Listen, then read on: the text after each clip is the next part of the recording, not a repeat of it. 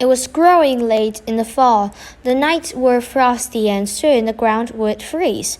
The breaking of the new 50-acre field was nearly finished. There were no Sunday afternoon drives now. Skip and Barnum were working too hard at the plowing to be driven. They must have their day of rest. Instead, there were long horseback rides, for Manly had a saddle pony of his own, and Flying Trixie, having nothing else to do, were always ready to go. Laura and Trixie had learned to foxtrot and to lope together. The little short lope would land them from the side of the road across the wheel track onto the grass-covered meadow. Another jump would cross the other wheel track. Trixie would light so springily on her dainty feet that there was never a jar. One day as they were loping down a road, Manly said, "Oh, yes, Trixie can jump short and quick, but Fly can run away from her." And Fly started. Laura bent low over Trixie's neck, touched her with her whip, and imitated, as near as she could manage, a cowboy yell. Trixie shot ahead like a streak, leaving Fly behind. Laura stopped her and sat a little breathless until Manly came up, but when Manly protested at the sudden start, she said airily, "Oh, Trixie told me she was going in plenty of time." After that, it was proven many times that Trixie was faster, often on a 20-mile ride over the open prairie before breakfast.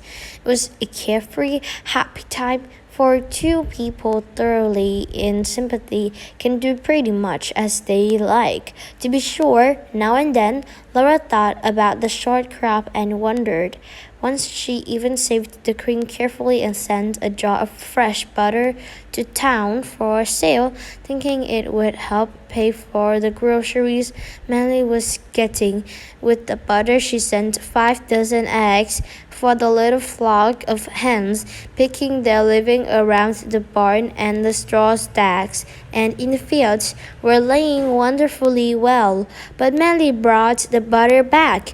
Not a store in town wanted it at any price, and he had been able to get only 5 cents a dozen for the eggs. Laura couldn't help any that way, but why worry? Manly didn't. When the breaking was finished, the hay barn back of the house was made more snug for winter. It was a warm place for the stock, with hay stacked tightly on each side against the skeleton frame.